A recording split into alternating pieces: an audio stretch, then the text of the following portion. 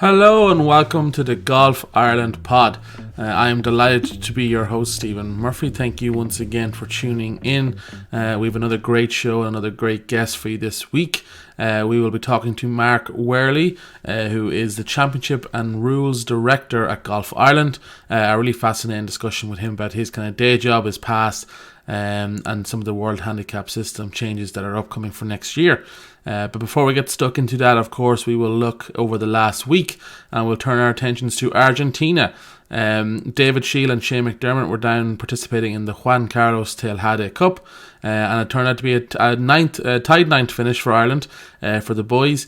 Fair play to them. That's a great result. Disappointing, I know they were a bit higher up in the rankings going to the last day, but still, tied ninth is nothing to be ashamed of. The final scores individually was David Shield on 4 over for tied 16th, and then Shane McDermott was 9 over on tied 29th. So great effort there from both David and Shane, so well done to both there. Also, Padraig Harrington back in the news for another win. He built on a sensational start and closed with a sizzling 7 under 64 to claim a 7-shot win at the TimberTech Championship and his 6th PGA Tour Champions win in Florida this year. So incredible run. Six wins this season is just crazy good, and a 7-shot win is nothing but dominant. So well done to Padraig Harrington there. It's been an incredible season, and he's been absolutely on fire in the seniors as well, and who knows, could still contend in the majors as well. So yeah, that will recap sort of the news from the past week. As I said, I will now throw it over to my great conversation with Mark Wehrly. Now, delighted to be joined by Mark Wehrly. Mark is the Championship and Rules Director here at Golf Ireland. Mark, thank you so much for taking time out of your schedule to chat to us here at the Golf Ireland pod. How are you? I'm great, Stephen. Thanks. How are you? Good, thank you. Yeah, not too bad. Enjoying the bit of sun here in Galway, so we'll always take that. But no, it's great to have you here on the podcast. As always, we really do appreciate it. And we'll learn a bit about you first before we get into your day job. Tell us, Mark. Tell us about your history with golf yourself. How did you end up getting into golf? We all seem to have crazy stories with how we get into this kind of addictive game. So, what's yours? It's probably not that crazy, actually. I started playing golf when I was about 9 or 10. We actually joined Tubbercurry Golf Club, in a small 9-hole club in the west of Ireland, which just opened the year that I started playing golf, myself and my father.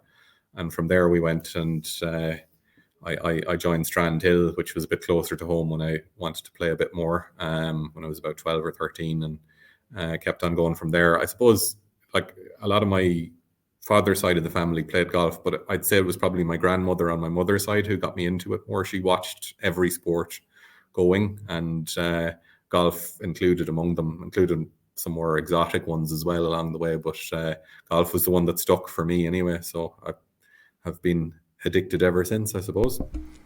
Yeah, and I've been lucky enough to play with you one day as well. You're very, very impressive. You can tell that you've played to a good standard before as well. So you took to it pretty well, or did you have to work very hard to get up to that standard?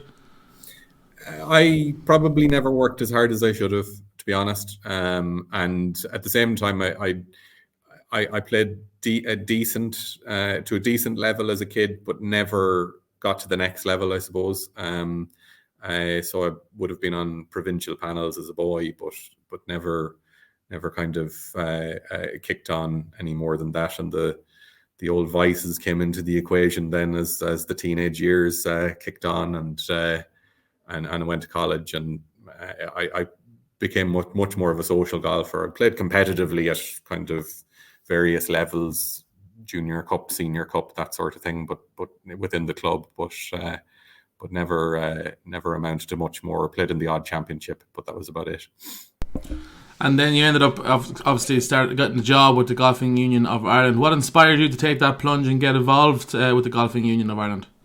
So I was working as a journalist, Stephen, all throughout my 20s, and I covered a lot of sports, but I managed to carve out a bit of a niche in golf, along with Brian Keogh at the time, who's still obviously ploughing that furrow now with the Irish Independent. And I came to become very familiar with the amateur game through that route.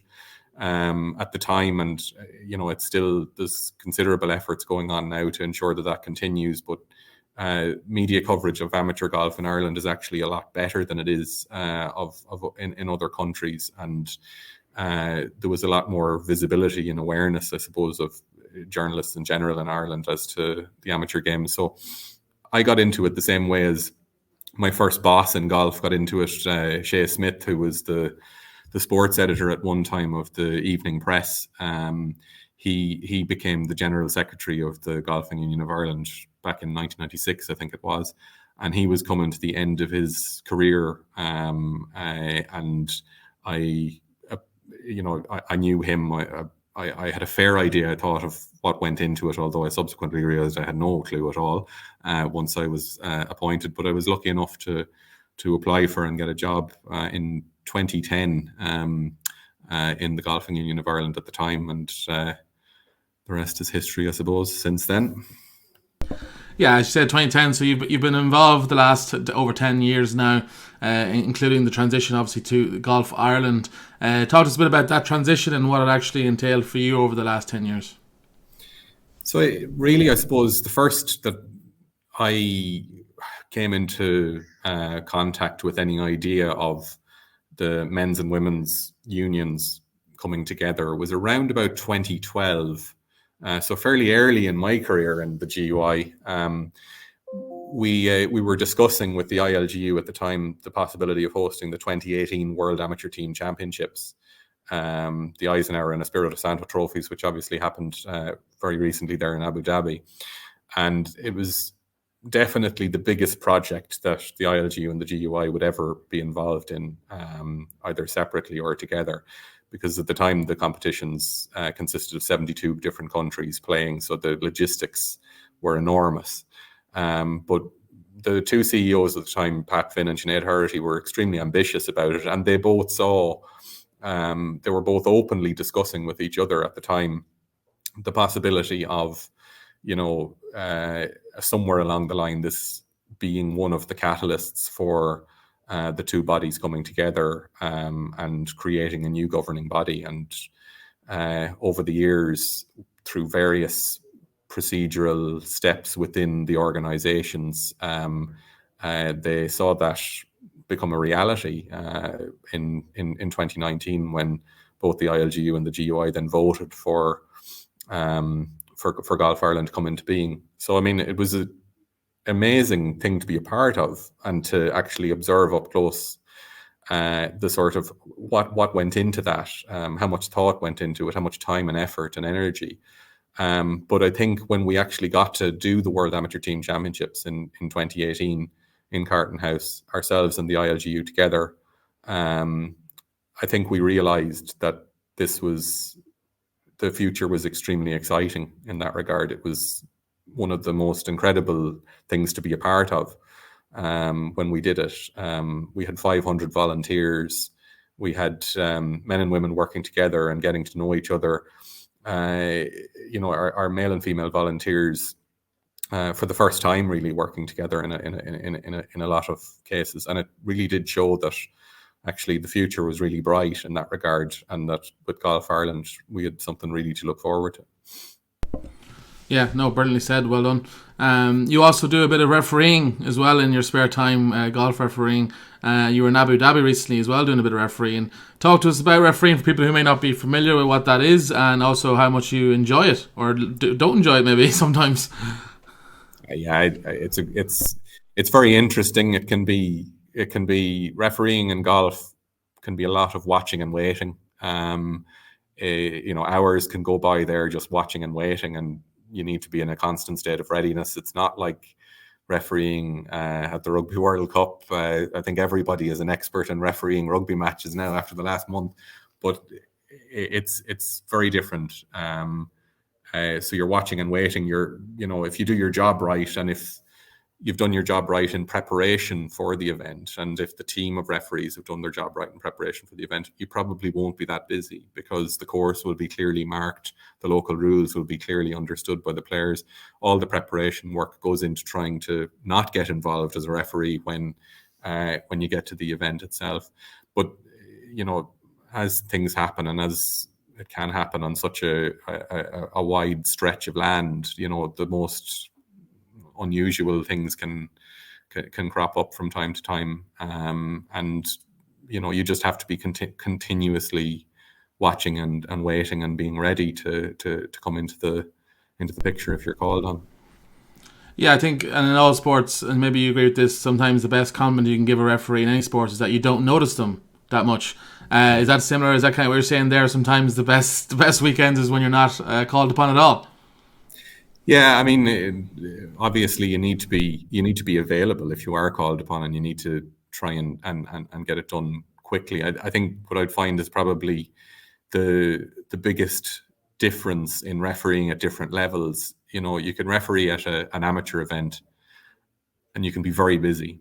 And part of the reason that you're very busy is that the overall level of knowledge of the rules might, at certain levels of the amateur game, be less than what it would be on a professional tour.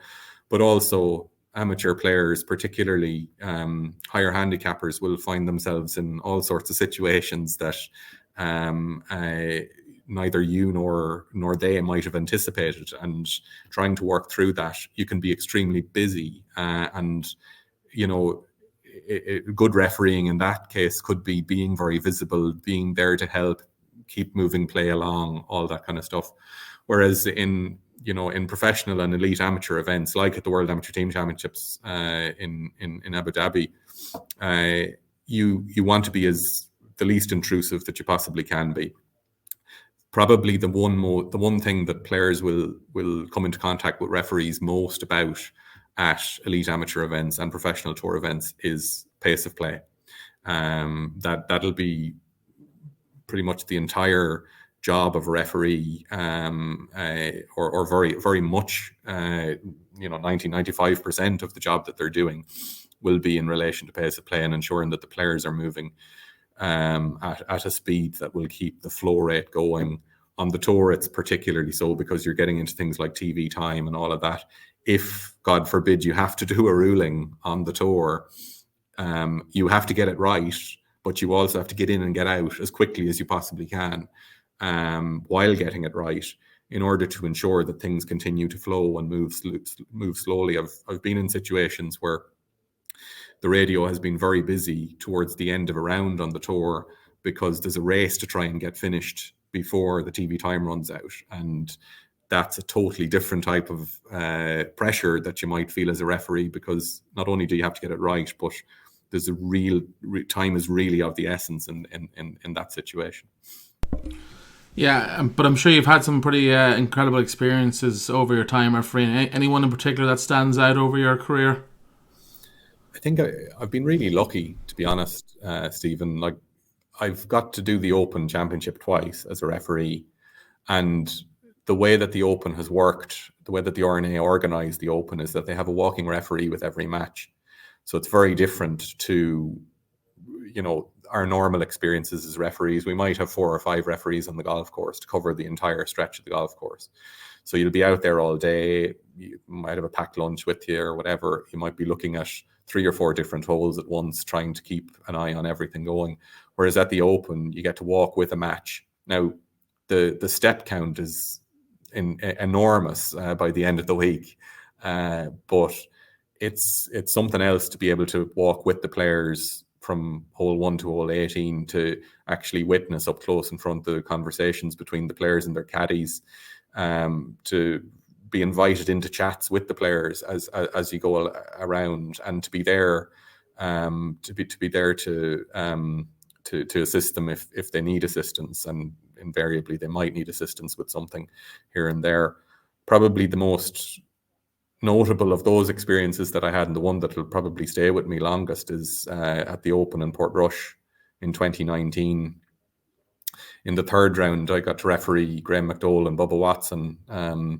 They were the third match out on the day, but the crowd were 20 deep on the first already. And Graham McDowell turned around to Bubba Watson as they were walking down the first fairway, and he said, "This feels like a Ryder Cup match." The atmosphere was just incredible.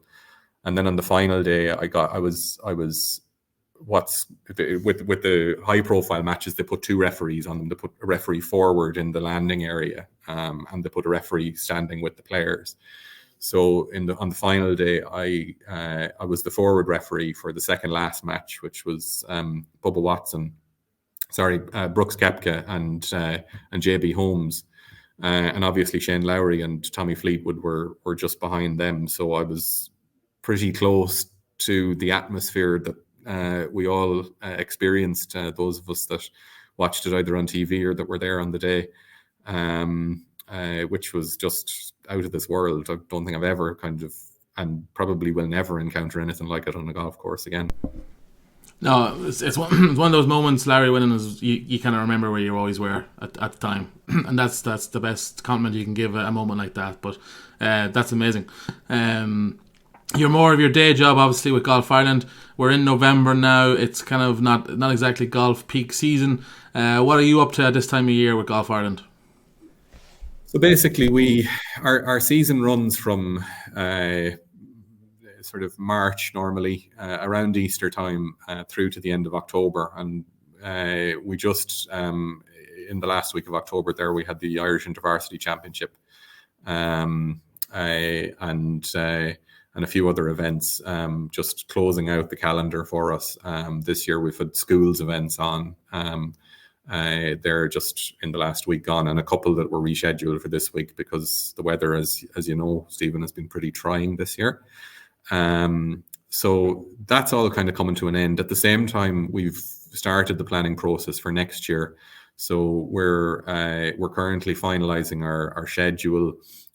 We normally have our national fixtures predetermined about 2 to 3 years in advance, so the planning horizon there is a bit longer. But at regional level, we've got a lot of fixtures and a lot of changes and rescheduling necessitated by various factors. So that's kind of continuing. We published a draft fixture list last week, but there's a lot going on there in relation to changes with that.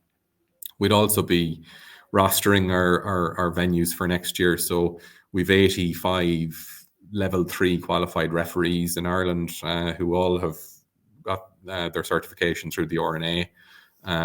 They all are going to be rostered for events next year. They'd all do maybe half a dozen or more events at national and regional level each a year, and some of them as well, when they reach a certain level of experience and expertise, they would referee as guest referees at European Tour events, RNA events, etc., etc. So we're currently mapping all that out at the moment for next year as well. And we've just come to the end of a review of the first 3 years of the inter-club competitions in Golf Ireland. So most golfers will be familiar with our inter-club competitions, which obviously predated Golf Ireland by a significant period of time. They originated in the GUI and the ILGU. Golf Ireland, when it came into being, one of the first things it did was it published its inter-club programme, which was a 3-year programme, with a commitment to review it at the end of those 3 years. So that review has now taken place, and we'll be in a position, hopefully in the next few weeks, to notify golf clubs and golfers of the changes and of the programme for the next 3-year cycle of inter-club competitions as well. Brilliant. You mentioned next year's schedule. The Championships programme was announced last week for 2024. Talk to us a little about that, maybe some of the highlights that people can look forward to. Yeah, I think we've had a great 2023. I think the general consensus is that our championships, we had an awful lot of exciting finishes in our championships. We had a great suite of venues for the 2023 program. So we're really just building on that and trying to kind of kick on and really maintain that momentum. So we've got some great venues as well for 2024. I think probably from my perspective, the championship that has come to mean so much for us in the last few years has been the Irish Open for Players with Disabilities, which is a significant international event now on the European Disabled Golf Association calendar. So running that again in Roganstown, but extending it to the 2 courses, to Swords Open and to Roganstown, is a big sign of where we're going with that event, I think, in terms of the participation levels. And we're very, fortunate to have in Roganstown a venue that is unbelievably supportive of golf for disabilities, and it's an event that, I've said to a lot of people who've asked me about it, it's definitely worth a trip to have a look at. It's a fantastic experience as a spectator.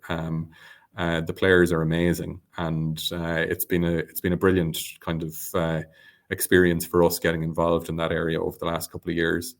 I'd say in terms of the flagship events, obviously the Irish Men's Amateur Open is back in County Sligo in May. Moving the Irish Women's Amateur Open, which has been played in Woodbrook again, but moving it date-wise to align up with the Women's Amateur, which is happening in Portmarnock. We're hopeful that will ensure that we'll get a really good international field at that event as well. So a lot to look forward to on that side. And then we're bringing back the Irish Girls Amateur Open and the Irish Boys Amateur Open as standalone events in 2024. That was something that went into a hiatus during COVID, but we were really keen to reintroduce that as soon as we possibly could. And 2024 is the season, and we're currently engaging with federations across Europe to try and ensure that those events will be as international as they possibly can be when they take place in early 2024. Brilliant. Yeah, no, some great stuff to look forward to next year as well. Lastly, Mark, I'd like to talk about the WHS, the World Handicap System. They've just announced rules which will come into force next April, rule changes. Can you talk to us a little bit about that, and also talk about Golf Ireland's role in administering that system?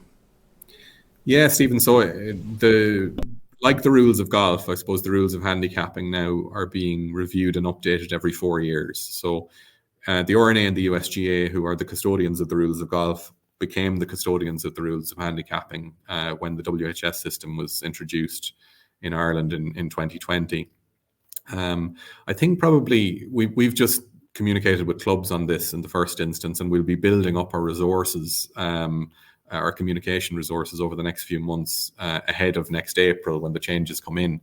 But probably the key things from a golfer's perspective, number one, I'd say, is the way in which course handicaps will be calculated will change. So just to use my own inadequate golf as an example, if I go to Killeen Castle and play off the back tees right now, I will get the same course handicap as I would if I went to my home club of Strandhill and played off the green tees. But under the new methodology of calculating course handicaps, there might be as much of an 8-shot difference between what my course handicap would be on those two courses. So it's a change that's been introduced following an analysis of a lot of the data. And what it will mean is that, the score relative to par will become, much more realizable. So, I mean, your course handicap should be able to give you a handicap that enables you to shoot 36 points if you play to your ability on most golf courses. I think it probably won't make a huge difference, as huge a difference as that to most golfers, but I'm just using the extreme example of how that could change things. The other key thing, I suppose, to point out is that an awful lot more scores will become counting for handicap purposes after the 1st of April and after these changes are introduced. In particular, scores recorded in 4-ball, stroke play or Stableford in certain circumstances. So where the player's score is 36 points or better, and where they have counted on 9 or more holes in the round, their score would go in on their record in those circumstances. And also that scores in competitions set over any number of holes other than 9, where the course conditions count for under the WHS, they will be counting as well. So there'll be a lot more data to drive people's handicaps under the new changes to the rules than has previously been the case.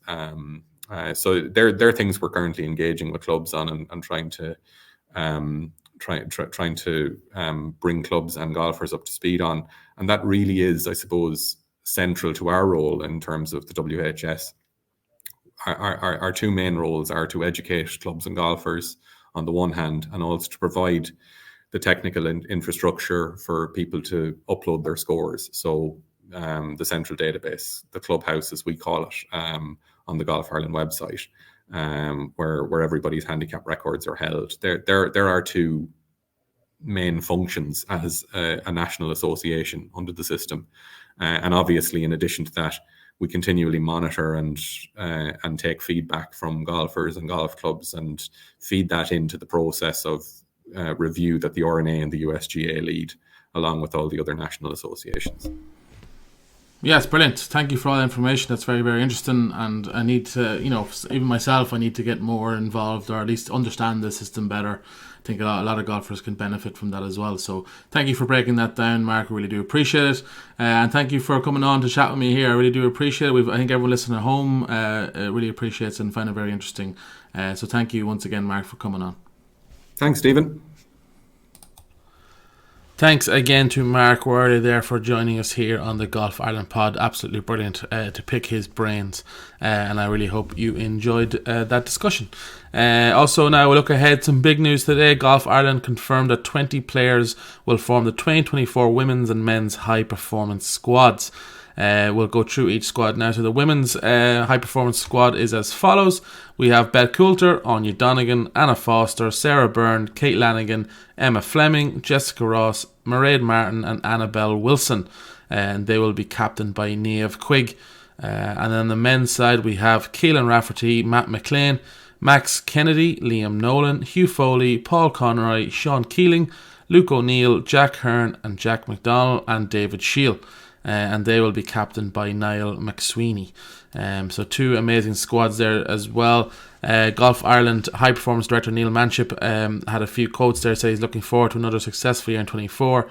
He said it's been another really promising year with some outstanding team and individual performances dotted throughout the season. Picking up a bronze medal in the European Team Championships was a huge achievement for our men's team led by Niall McSweeney, with 4 of these going on to Walker Cup selection, while Alex Maguire picked up the RNA Amateur Series.